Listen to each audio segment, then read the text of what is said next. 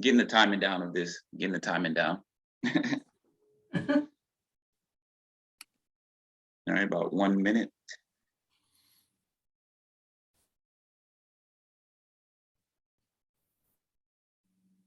That is something fun about Zoom is we learn something about each other's personality by our backgrounds. I know, right? Yeah.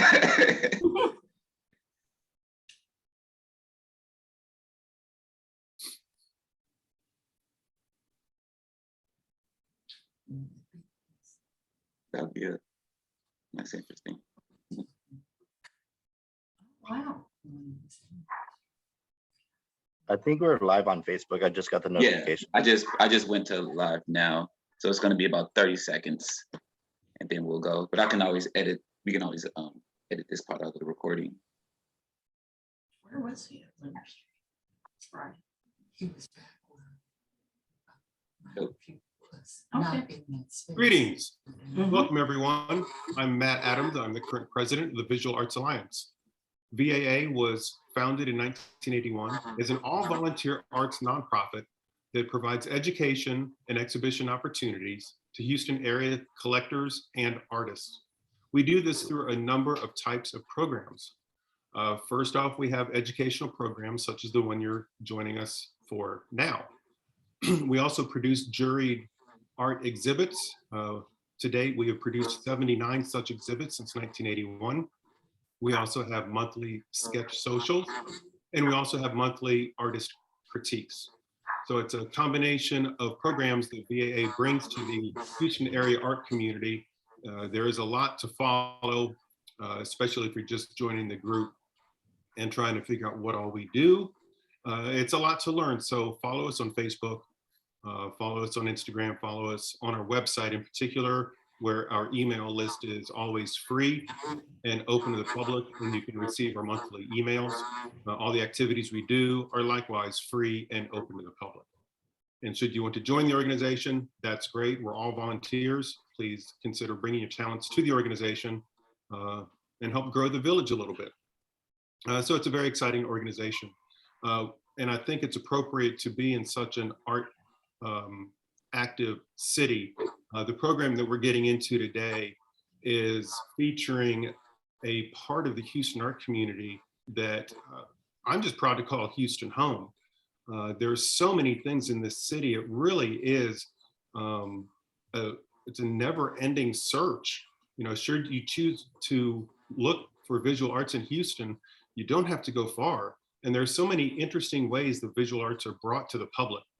So I don't want to, get into the program per se, but just being part of the Houston art community, I find very exciting. And this program in particular, I'm really looking forward to hearing about.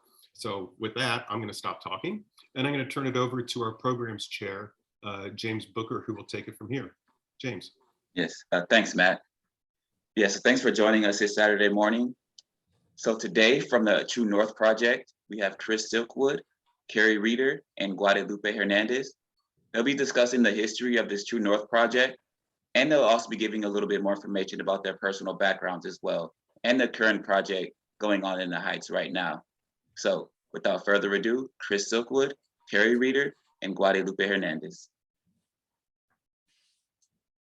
Okay, I'm going to share screen and let me get this going here.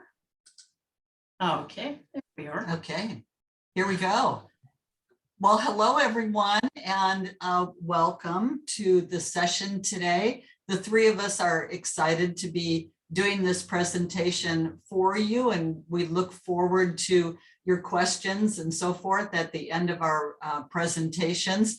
I'm going to quickly introduce who each of the artists are that will be on the panel today. We have Guadalupe, known better as Lupe Hernandez. And Lupe is a Houston artist, and his gallery is and studio is over at Hardy Nance. So keep that in mind because you can visit him over there and see his work in person. We have Cary Reeder with us, who is another Houston Heights artist, actually. And Cary has her studio at Winter Street Studios. And I'm Chris Silkwood. I had a studio and gallery at Winter Street for 13 years. And then I moved out because we built a home, and my studio is now at my home. So the order that we're going to go in, I will speak first about my personal art, and then I will turn it over to Cary, and then Cary will turn it over to Lupe.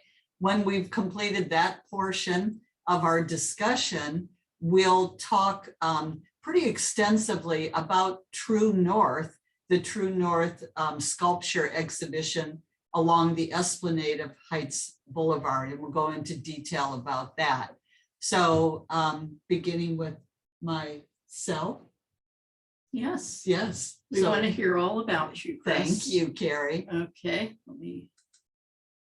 I am like the least tech person in this group. So I am so happy to have Cary here with me today, because trust me, fireworks would be coming out of my computer at this point, because I'd be screaming, not knowing what to do.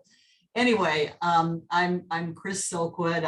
I've been lived in the Heights for, gosh, 35 years, and recently moved to Garden Oaks. I have been a modern mosaic artist now for a little over 20 years. And where I first learned mosaic, we were transferred to live in Australia. And while we were in Australia, I had the opportunity to meet up with a group of truly incredible mosaic artists. And I had admired their work in the Brisbane International Airport that had quite a strong Aboriginal influence to it. And I was just enamored with it, and made some calls, and finally was able to track those artists down and talked myself into becoming their first, and I think only ever, student, and had the opportunity to study with them intensively for the 3 years that we lived in Brisbane, Australia. And then when I moved back to the US, had the opportunity to go to Ravenna, Italy, and do a study there. So I actually started the practice out of my garage, and made the first piece I ever made, which was Van Gogh's Starry, Starry Night. You know, did I start enthusiastically or what? But it was for an entire fireplace surround for a friend whose home was turning 100 years old, and it was going to be on the Heights home tour. So that began the process. And then eventually I moved into a studio and gallery space that John Palmer had. And then John Palmer and I together moved over to Winter Street Studios. So my work is, it is both figurative and abstract. These are pieces from a show that I just had, which was titled Human and Nature. And it was simply a reflection of the combination of humans and nature being together, and not forgetting that harmony that's so important between both of those entities. And so both are a reflection of that work. These are kind of a combination of figurative and abstract, but high color. I work heavily in glass, but also sometimes use metals, and there's acrylics in the background with it. And the next slide. This was part of a solo exhibition I was given by Sally Reynolds at the Total Plaza building downtown. And this was a few years ago, and literally had to fill an entire lobby in that building with my art. So it was pretty adventurous to create the pieces for it. The another one here, the human and dog, for those of us who are dog lovers, that's actually one of my dogs whose name was Flash. And that's exactly what he looked like when he was leaping through the air. And the piece on the right is about 6 feet tall by 20 inches wide, and it's freestanding. And I did a series of those freestanding pieces because a number of my collectors were saying, I don't have any more wall space. So I thought, okay, I'm going to create some movable art, and people could put these at a top of a staircase between a couple of club chairs. They could use it as a room divider, and they had a lot of interest to them. The next slide, this is the piece that I had on the esplanade of Heights Boulevard during the 2016 True North exhibition. And the name of this piece was called Flower Power. And this was a collaborative piece with Keith Crane, who works in primarily found steel. And so we came up with the idea of doing this piece and created it. And I'm happy to say that it is alongside a beautiful swimming pool and a home in Memorial now. So, so that's where it is. So those are examples of my work. And I'm going to turn it over now to Cary Reeder to talk to you specifically about her glorious work. Oh gosh, Chris, now what do I do? Let me get my slideshow going real quick here. Well, thank you, Chris, for that wonderful introduction. And I want to thank VAA for having us today. This is really exciting and fun, and hopefully people who watch this today might end up applying for the show in the future. So the other day, a friend of mine was asking me, she said that she had a conversation with her husband and he wanted to know where I get my ideas. And really, I thought about it for a while and realized that I've been getting my ideas the same way since I got back into art about 15 years ago. I get my ideas just from walking outside, being in nature, noticing, looking, just really trying to find the beauty in the mundane. Oh, there we go. I was just making sure the slideshow was moving along. I feel an emotional connection with nature. My walks are so important to me. They're meditative, they're calming, and I get my best ideas when I'm out in nature. So I use natural imagery.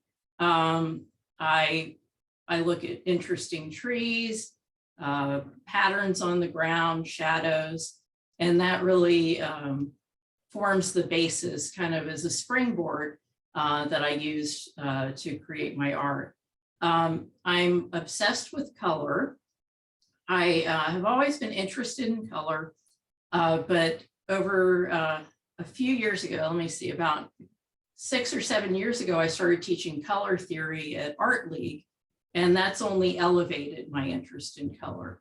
So I'm very much interested in how creating contrasting palettes, complementary palettes, how colors interact, creating optical illusion with my work.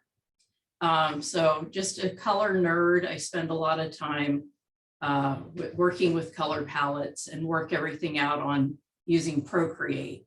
And so before I make a painting, I have it pretty much planned out on Procreate with the colors and do some adjustments here and there. Along with paint, I didn't explain what I do. I'm a painter primarily, but I also work in multimedia. Here's an example of multimedia. So when I got started in art, years ago, I started as a painter and a glass maker. So I made kiln formed glass, housewares, plates, dishes, decorative items, and did that for a while and then stopped and really focused on painting, but had that kiln and thought, well, you know, what can I do with all this glass that I have? So I thought of this idea of having cutouts within my paintings and to add glass as a kind of another media, but then adding it with light, creating a whole, an additional media. So, I use that to help me, to help the artwork do some of the work for me. I also have been experimenting for a few years with adhesive vinyl. Now, adhesive vinyl, as you see, this is a show at Galveston Art Center that I did, an installation. Adhesive vinyl is usually used for window signage and, for restaurants and things like that. It's usually, excuse me, it's usually cut by a laser cutter. But I have a background in graphic design and this was back before computers did everything, and am an expert with an X-Acto knife. So I started making these things and cutting them by hand. So started with that show at Galveston Art Center, and then was invited to do a show at Mystic Lion. Excuse me. Mystic Lion is an art space in the 5th Ward. And I've lived in Houston for 25, 26 years, something like that. And I'd only been to 5th Ward maybe twice. And I, heard about it on, the news and stuff, but really didn't know much about the neighborhood. So when I was invited to do this installation, I thought, well, do I want to do my trees, or do I want to do something specific to the neighborhood? So along with having worked in graphic design, I also have a degree in urban planning, which I never used because we moved to Houston and planning isn't done here. But I've retained that interest in urban planning and community development. So for this specific show, I wanted to learn about the community. And I named the show I'm a Stranger Here, because really I was a stranger to the neighborhood and wanted to know kind of what made it tick, what kind of resources there were, where people eat, where people shop. And so I created, this is a resource map, which you see here on the window. And it's just outlining community resources, churches, community centers, schools, and made it into a graphic map of what was going on in the neighborhood. So this is, I really love working with the vinyl. It's, there's so many great colors, and you can use translucent and a little more opaque vinyl, and it just creates these amazing shadows. It's kind of like stained glass. So for the True North, I use the vinyl as well. So you will see that in a little while. One thing I wanted to say before I forget is I'm having a show at Art League Houston this week as part of the Healing Art program. It's only through the 14th, which is next Saturday. The opening is from 6 to 9 next Saturday. I hope you can come to that. That has some of my newer work. And with that, I'm going to turn things over to Lupe. And let me end my show and unshare, stop share. All right. Hello, everybody. My name is Guadalupe Hernandez, but I go by Lupe. So I'm just going to go ahead and talk a little bit about kind of like the body of work that I'm currently working on.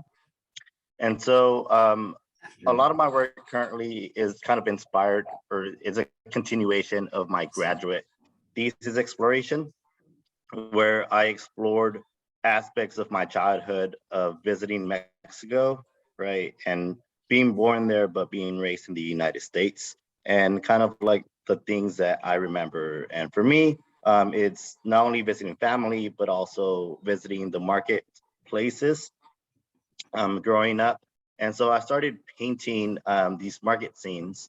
And as I started to kind of like continue creating these scenes, I kind of asked myself, well, why am I painting these scenes? And the response was, I just wanted to celebrate my Mexican heritage and the culture and the beauty of it. And so I decided, why not use the actual object that signifies a celebration in Mexico, which is papel picado. And so what I started to do is create these elaborate cut paper works that used a lot of the same imagery, right, as seen in my paintings, but they really are inspired by the banners themselves, right, and the use of paper. So this right here is an installation that I did at the Age of Society Texas Center here in Houston, where I really dove into the tradition of papel picado and using traditional materials, such as like hammers and chisels, right? As well as tissue paper, which is like the traditional material that was done. And it really came from artisans using the leftover tissue paper that was used to wrap goods coming from the Philippines and Asia to Acapulco. And then it would arrive in Mexico City, and then they would distribute it. And so, like Cary, I do now have a fascination with light. I think light has like this extraordinary power, right, to kind of create emotions, right, that I myself cannot do alone. And then the light kind of fills and occupies the space. And so these are some of the works. All these pieces of papel picado I actually punched out by hand, and then I adhered them to the yarn with wheat paste, right? And then now I'm kind of like continuing that exploration and using like different colors. So this one is actually exhibited at Winter Street Studios. It's part of the space taking residency with Amanda Pascali. She invited me to participate in this project with her, and she's showcasing different immigrant artists or children of immigrants in the Houston area. And she's holding different events for visual artists, musical artists, poets, writers, singer-songwriters as well. And so this is the installation. One thing that I do want to show is kind of just a little bit about the process itself, and how kind of like these works are created, because they do kind of play a role in the project that I did for True North. And so this is the creation of the papel picado banners. And so the way that these are traditionally done is typically artisans will create a template. As you can see here, I have one already created, and then they will bind up to 50 pieces of tissue paper, and then they'll use a variety of chisels. And for this, I'm using leather working like punches, as well as wood carving chisels to punch out the designs. And this kind of allows me to produce a lot of pieces quite rapidly.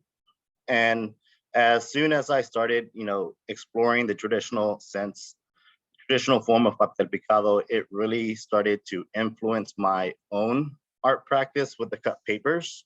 And so what I started to do was, prior to that, I was creating cut paper pieces individually, but then I switched to a much thinner fiber-based paper, which allowed me to cut through it much easier, and I could stack pieces of paper and kind of like explore the same design with a variety of colors. And so this one is actually me working on La Pesqueria, which is the image I used for True North.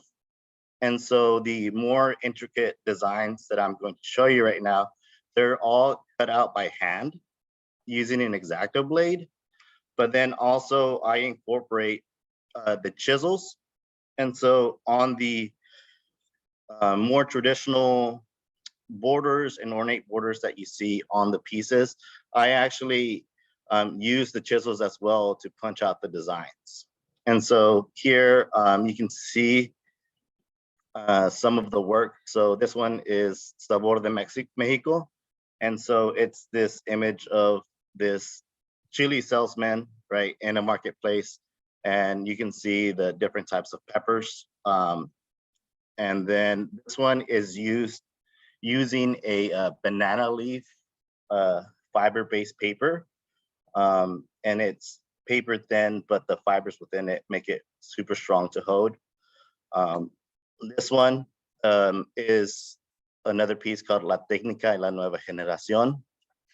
And then this last one is actually the piece that is on Heights Boulevard.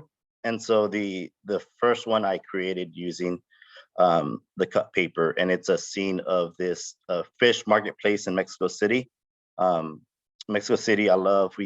Growing up, we would always go to Mexico City to go to La Basilica. And so that holds like a dear place in my heart as well. And so I'll go ahead and pass it back over to y'all. I know we definitely want to talk about like the history of Heights Boulevard. Okay.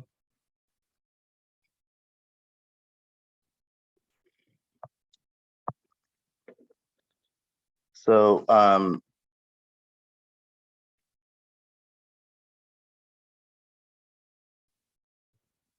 we can kind of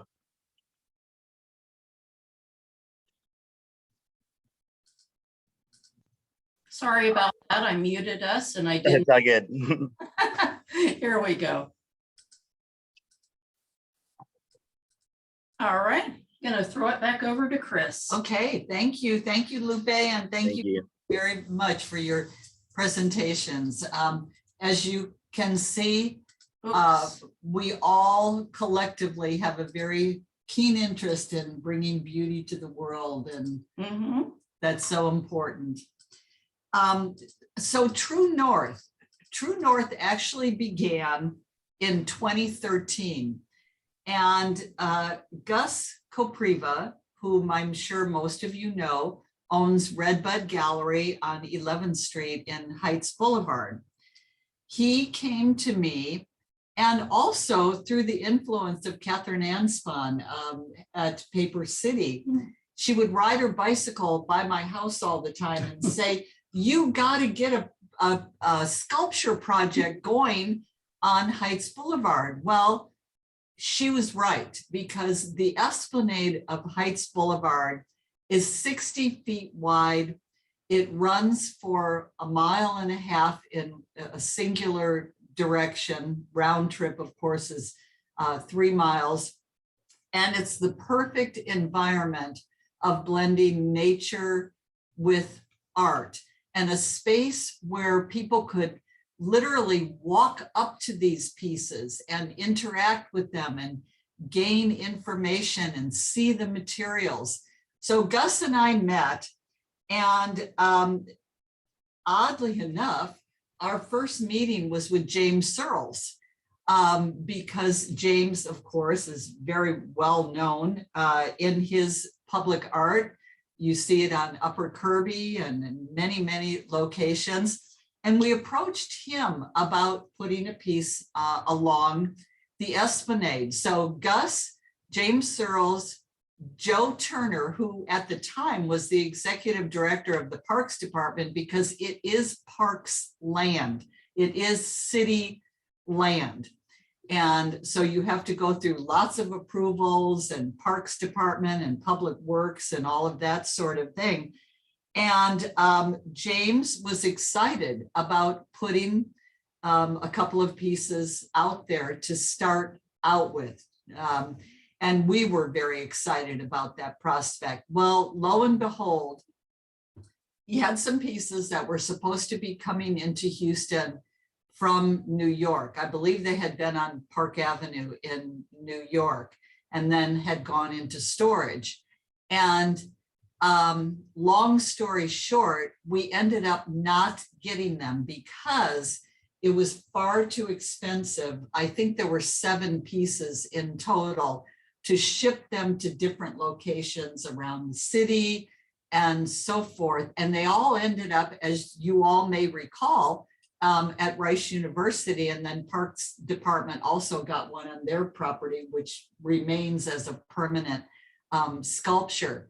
So we had to rethink the process. And we, for our first year, enlisted all artists from the Heights and Itchy Acres area, like Ed Wilson and Dean Ruck and Lee Littlefield and Dan Hevel. And it was a very exciting time. And our first year consisted of those artists. It has, each year we feature 8 artists, and the sculptures appear every 2 to 3 blocks along a 16-block distance of Esplanade. And it's been a very exciting process over these years.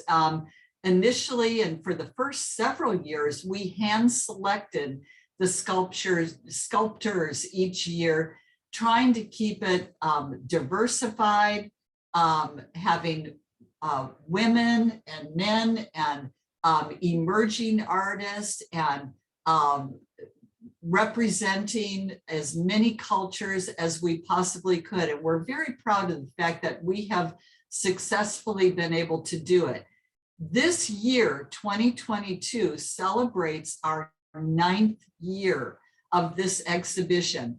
Each year, the project is installed in mid-March and it runs through mid-December. So it's a 9-month temporary permit issued by the city of Houston. The sculptures go up. The very first week of March, we're on a very tight timetable. We get it all photographed for the purpose of the artist catalog, the artist reception, and so forth.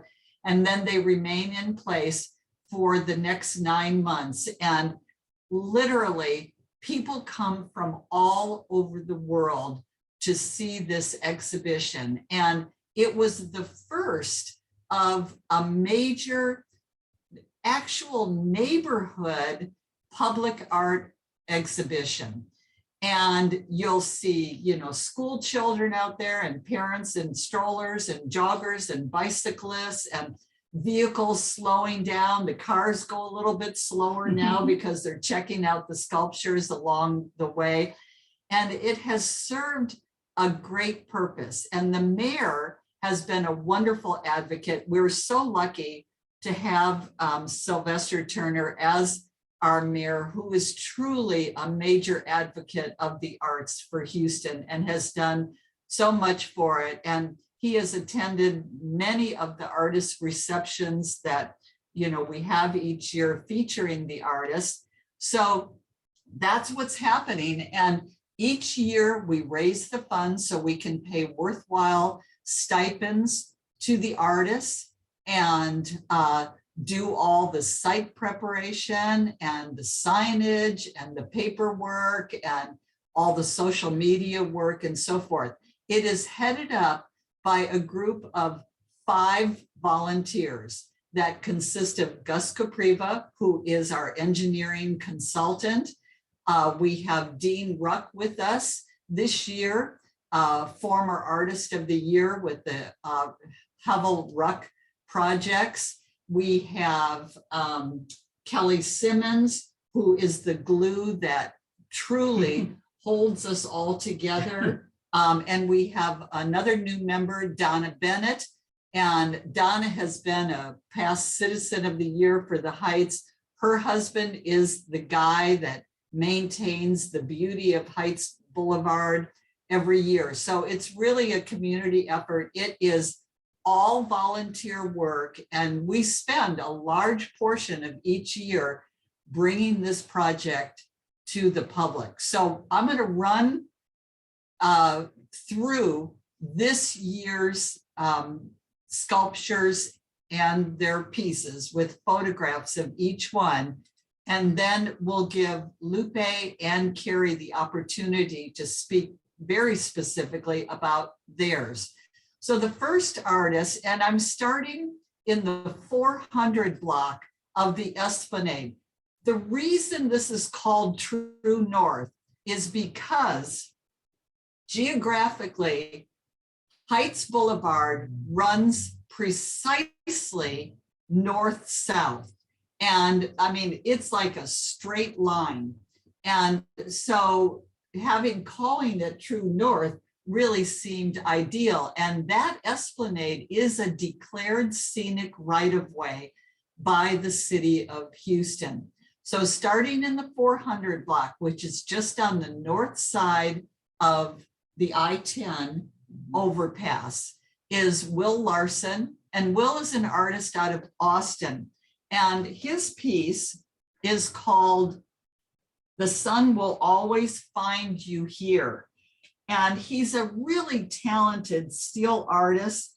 The Sun Will Always Find You Here is made of steel with a naturally oxidized patina. Its circular shape sits on an axial tilt, as you can see, and its shadow indicating the sun's position, which is so clever and so interesting, and it's such a magnificent piece. Will helped us a couple of years ago when Bob Daddy-O Wade had a piece in the 1800 block that had the piggies and the rooster in it. It was immensely popular, and sadly, not long before it was time to install that piece, Bob Wade passed away.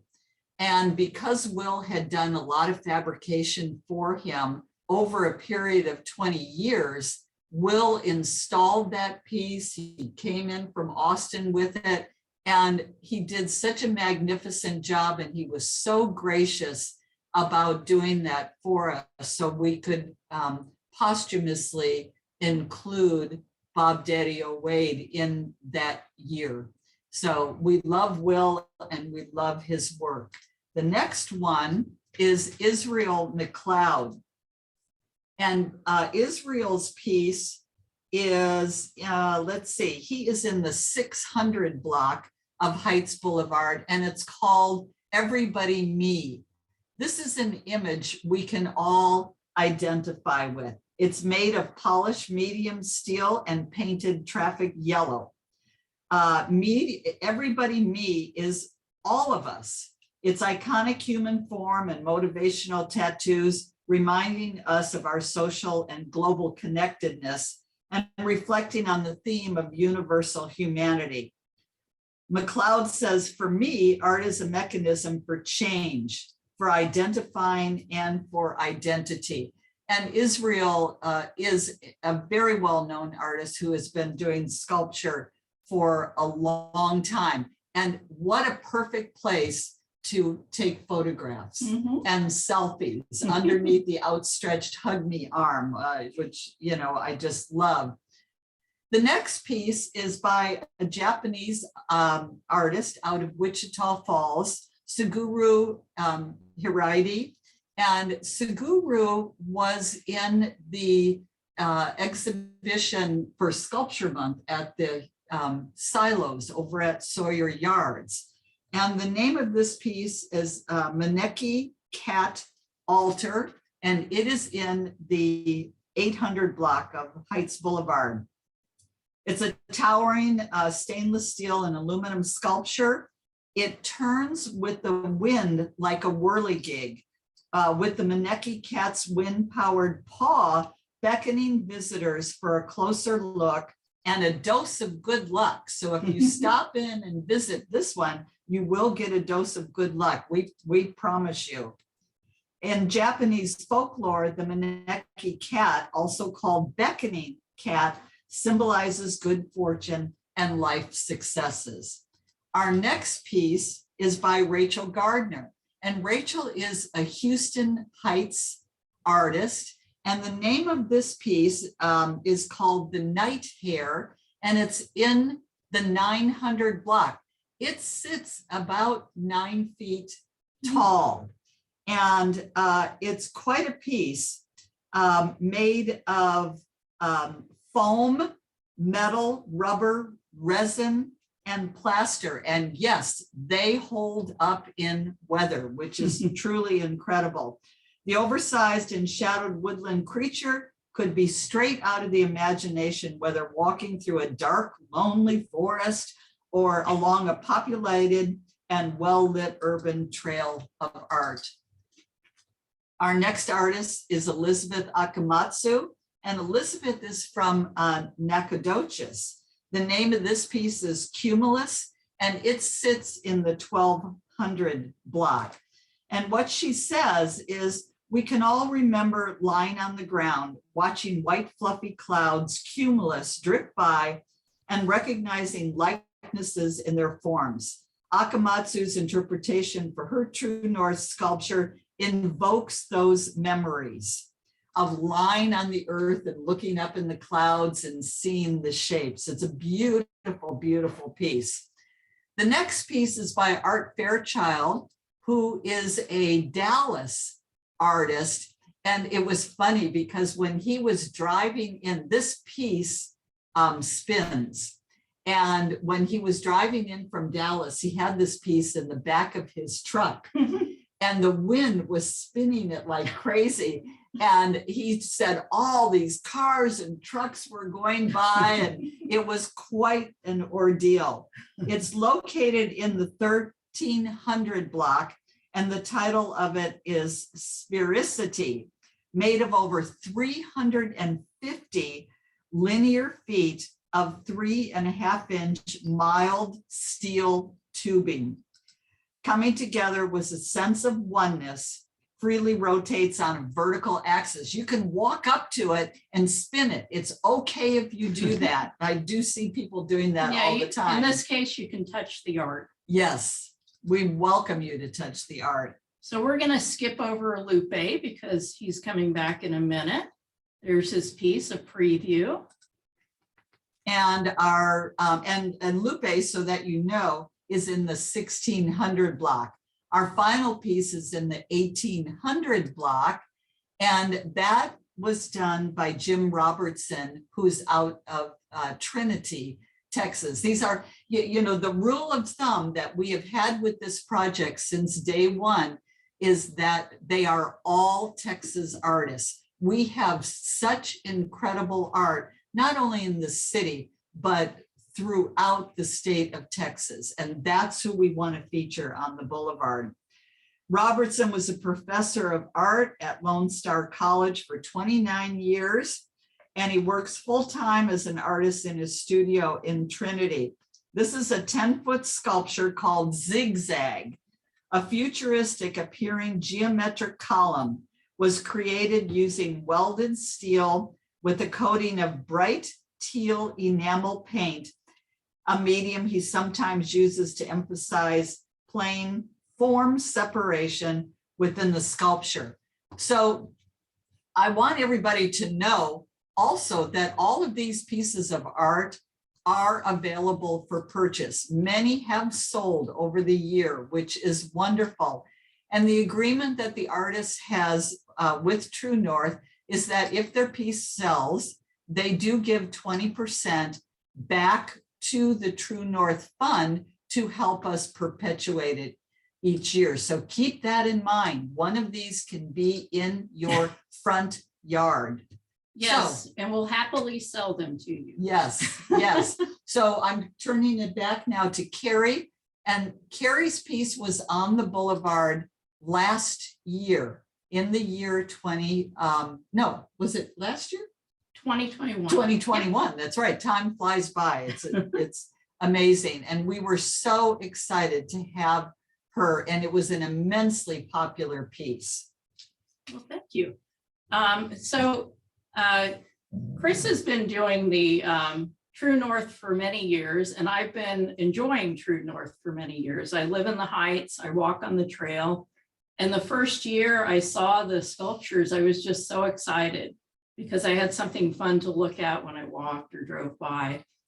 And thought, you know, that would be really fun to do that someday. I wonder if I could do that. And it was just kind of felt like a pipe dream, you know?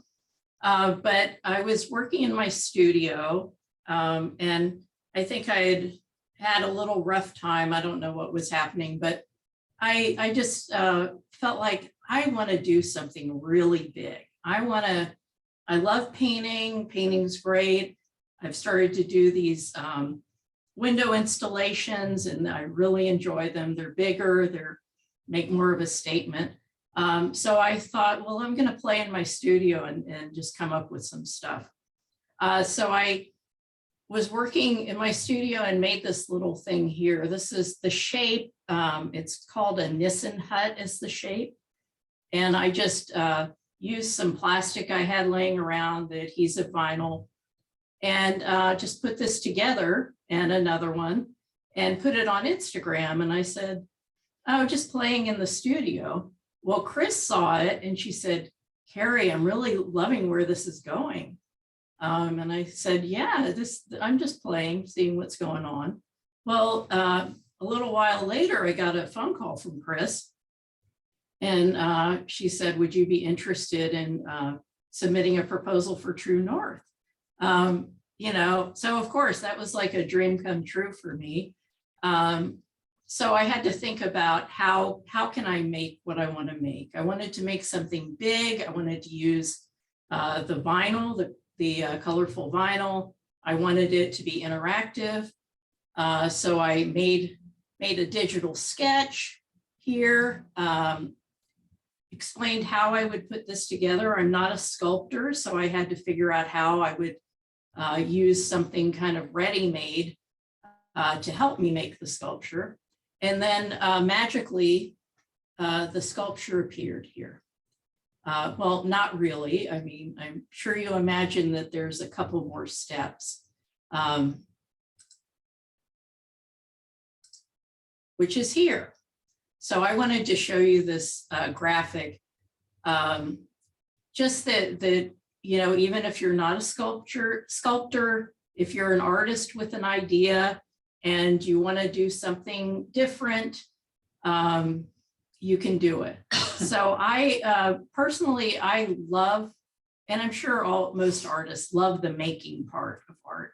I love the design, but just the physical making is what really brings me joy. I love making things. And so maybe I lost my mind for a minute, but I decided that I was going to make the sculpture myself. I was going to figure out a way to do it rather than having it fabricated. So I set about to find a shape for the sculpture. I liked this kind of dome shape and did some research and found out about geodesic domes. Now, a lot of people have said, wow, you're so clever. You came up with that shape and everything. And no, I didn't come up with the shape. I'm not that brilliant, I promise. It's actually created by Buckminster Fuller is the one who invented the geodesic dome. And so I used that shape as a basis, as a frame for my piece. I learned how to make domes. I wanted to make a smaller model just to see if I could make it do what I wanted it to do. I made a model, put a design on it, drew the design, tested it out. This right here, this is a model of the actual dome. I did that, tried it out at my house. You can see some cars there, so it's a small model. And it worked out perfectly. So I was really excited to be able to do it.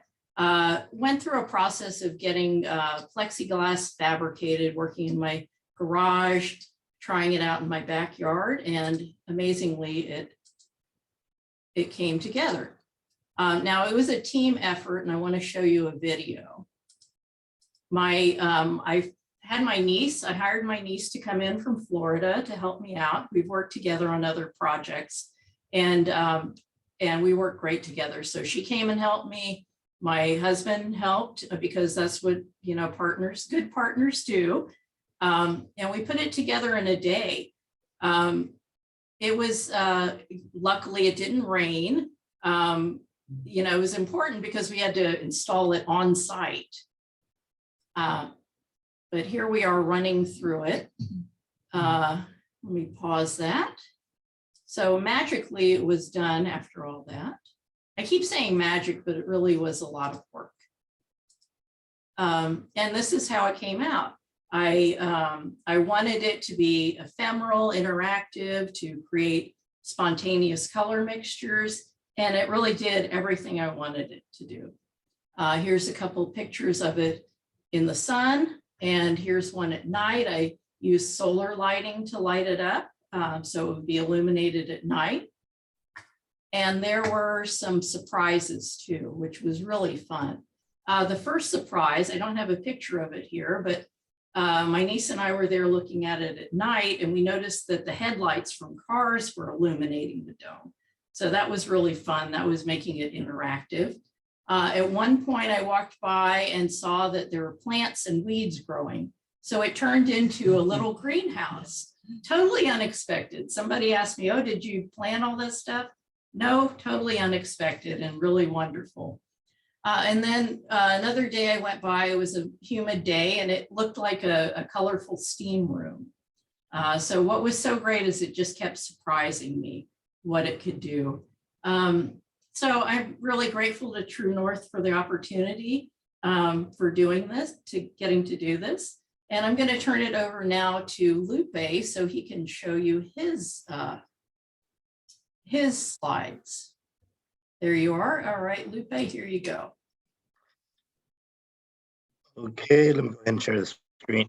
So this is my piece. It's called La Pesqueria. And so what it is essentially, it is a water jet cut version of my papel picado pieces. Now, like the whole concept or the idea of doing this piece in metal is I kind of wanted to kind of play with the idea of the permanence of steel. So papel picados, typically they're made out of tissue paper. And so they're hung for a celebration. And then as soon as it rains or the wind comes, the papel picado gets destroyed, right? And then they take it down and then they hang it for another celebration. So it's very temporary, right? And then I wanted something that would be permanent, right? Or as permanent as carbon steel is, that, you know, that would be able to withstand the elements outside. And so these are some photos by Kolonaski's studio. She did a phenomenal job capturing the works themselves. And then another thing too that I really enjoyed, and I'll talk about this a little bit more, was just whenever I created it, I wanted also to paint it, and I wanted a color that would really stand out in the environment, and especially since the Esplanade has a lot of natural greenery. I know right now, because it's like the end of winter, it's like early spring right now, the trees leaves has fallen down, but I know throughout the year, the trees are going to be really full. So I thought fuchsia would be a great color, so that it stands out against the trees. So a little bit into the process and kind of like how I actually came to the idea of fabricating the piece was I first had to digitize one of my papel picado designs, and I had, which was a process in and of itself, but it was a little bit easier because the papel picado is a lot of positive and negative spaces.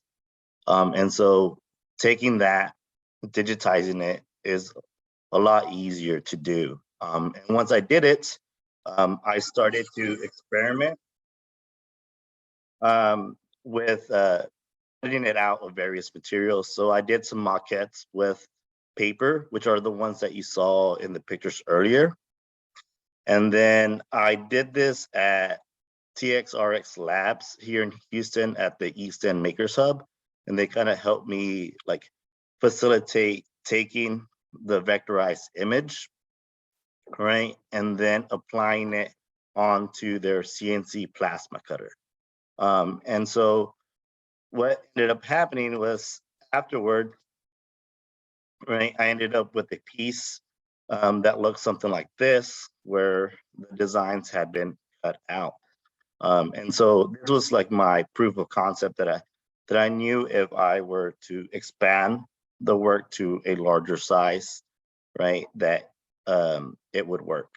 And so what I did from there is I actually sent off the piece to be water jet cut.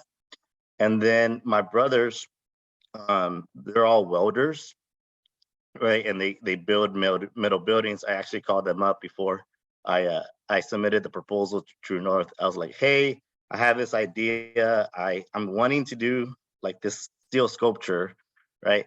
But I don't know how I'm going to like install it. And then they're like, oh, yeah, don't worry about it. We'll figure it out.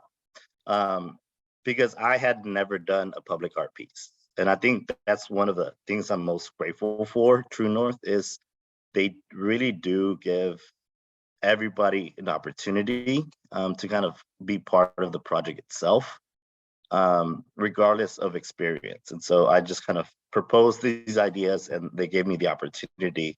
And then along the way, there are some things I had to figure out, but it was, like Cary said, it's the exciting part of being an artist is you have this idea and you're trying to figure out how to bring it to life.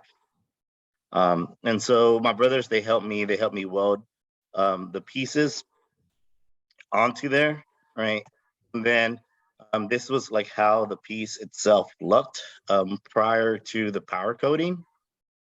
And then these are just like some of the details of the piece. And so now I actually really like the patina. I think the patina, if the rust on it looks actually really beautiful. But I wanted to go with a bright, vibrant color. So I ended up powder coating the piece. And I went with fuchsia, and I really wanted to go with like a candy paint. Just because growing up, I always loved lowriders, and so candy paint, I just thought was like a great, nice little touch. Yeah, so this has been an exciting experience, and I'm thankful to Chris and everybody at True North for it. Yes.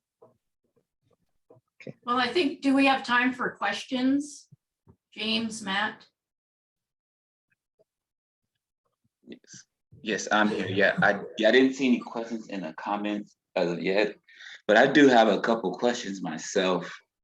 I guess this one being for Lupe is like, what were some of the challenges going from paper to metal? I can imagine that's like a completely different process. Yeah, I think one of the biggest things was just one of them was digitizing the image. And so whenever I did the maquettes with the paper, I did a laser cut version out of paper. And whenever it's out of paper, if the design isn't clean or there's a mistake, I can just go back in with the X-Acto blade and clean it up. Mm-hmm. With metal, that process is not as simple. Okay. Right. And then it's also the biggest challenge was like adjusting the designs to the capability of the machinery. Mm-hmm. You got you. Yeah. So like the design itself has about 1,350 cuts. Mm. And so whenever I sent it out to be fabricated, they were like, okay, well, your cuts have to be at least 1/4 inch thick. Okay. Right. In order for the design to function. And then they're like, it can't be closer than 1/2 inch to each other. Yeah. Right. And so it was like making those adjustments Mm-hmm. to the designs. And so that was definitely a challenge. And then like Cary and I were talking, it was just finding fabricators, right, that would actually take on the project, Mm-hmm. right? Because it's something that's out of the ordinary that they perhaps are not That they used normally to. don't do. Yeah. Yeah. Yeah, I can imagine that having the cuts can't be too close together and you only get so many opportunities. And then I guess this would be for both Lupe and Cary. It's like, what are some of the challenges that you face, like going from, and what advice would you have for other artists that want to go from doing like smaller works to larger works? It's like, what are some of the challenges and some of the advice you would have for artists that would like to make that transition to like doing like large scale works and sculptures and things of that nature? Yeah, I can speak to that a little bit. I think the key to doing something that you're not comfortable with is to make models. So I made a lot of models, and they were scale models, so I knew that I could, scale them up to full size. So I made my models by hand, but I found out since then that, there's this thing, 3D printing. I mean, I knew about it, but a lot of people who don't normally make sculptures, they use 3D printing to get scale models made, from drawings and things like that. So I would say just really make a model. And then, mine went off without a hitch. It did exactly what I wanted it to do. And I think it's because I spent so much time making that model and trying out the model. So I would say, and don't be afraid, just, say yes and then figure it out. That's the motto. Yeah.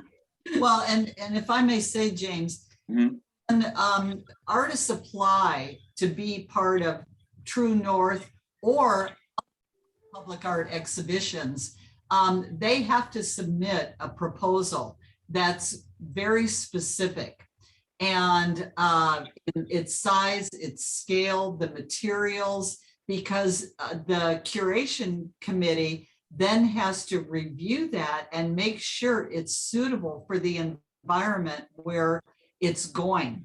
And one that's really, really important is that once you submit and your proposal has been accepted, you don't change it.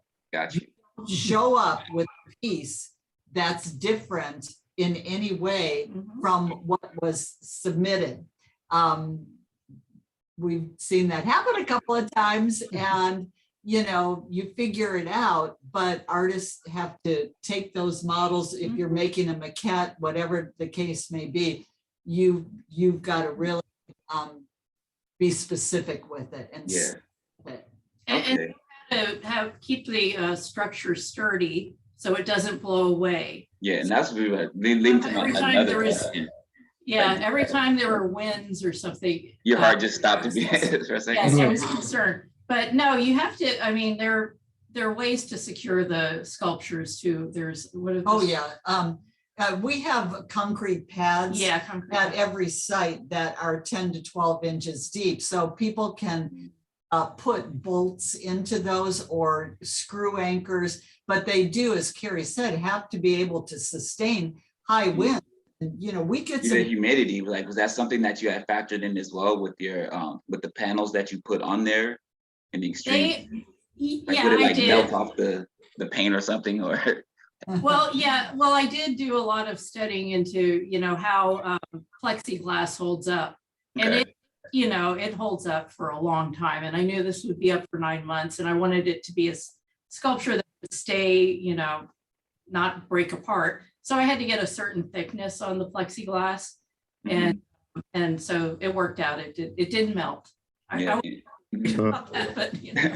then something that I thought was very interesting is like when it's just in my personal work as well, when I'm reading about like upcoming exhibitions or like projects, and when they say things like make it interactive and things of that nature, for a while, long as I never really understood what that meant until now, when you talked about like cars driving by at night and then like they're reflecting off the project or whatnot.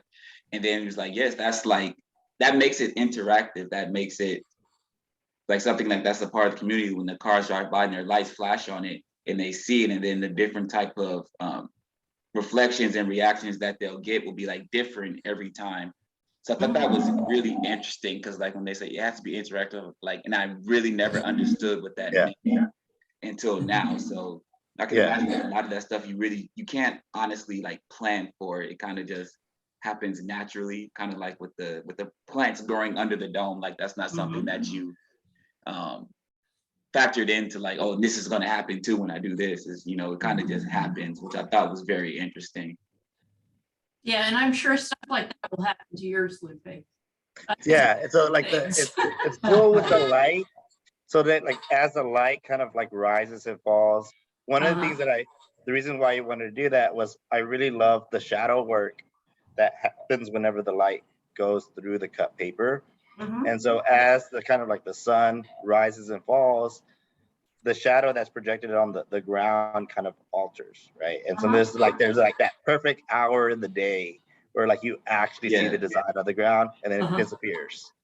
Right? It gets distorted. And so it's fun. It's fun to kind of see it at different times of the day. Nice. Okay.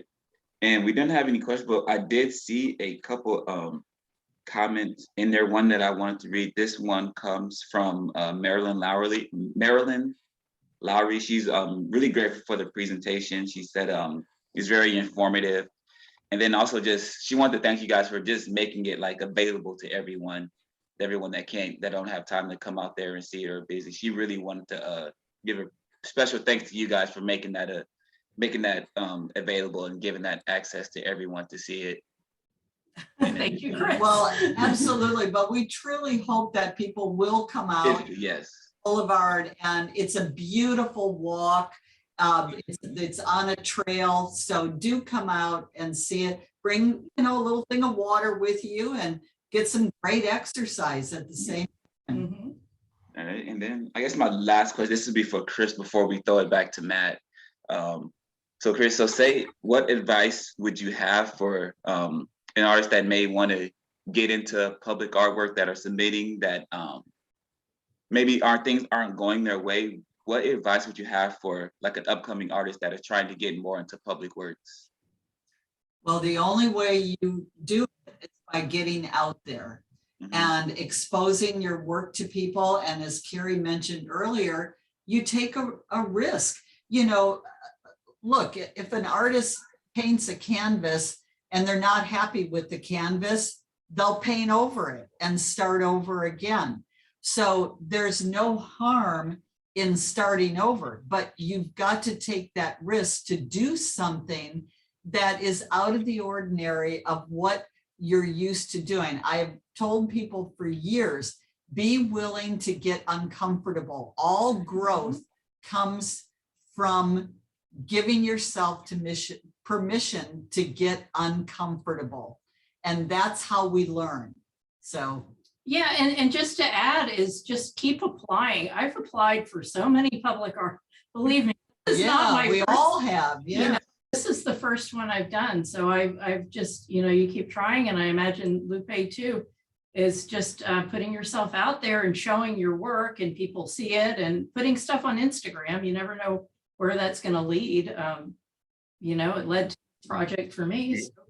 Yeah, it's so true. It's like just take a risk. I remember Rachel Gardner, who's also in True North, whenever she saw my cut paper pieces for the first time, she was like, "You're gonna make this like 7 feet tall. It's gonna be made out of metal, and you're gonna put it on high school board." Awesome. and so I didn't know about True North until like Rachel kind of shared the project itself with me, and so I was like so thankful to her, and then I'm so excited to be in this iteration with her. Yeah. And we're thrilled to have had Cary and to have you this year, Lupe. We're truly honored to have had you both. Thank y'all so much. And I guess Matt will close things out for us. There he is. Yes, it's a great segue, because what you're talking about is getting involved in the art community.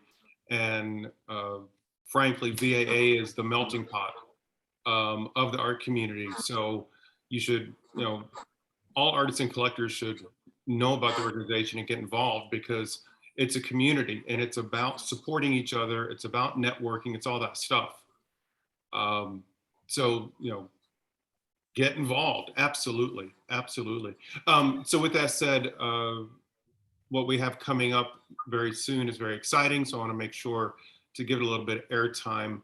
The 38th Juried Open exhibition is installing tomorrow, and the opening will be on May 18th. That's Wednesday, right? Yeah.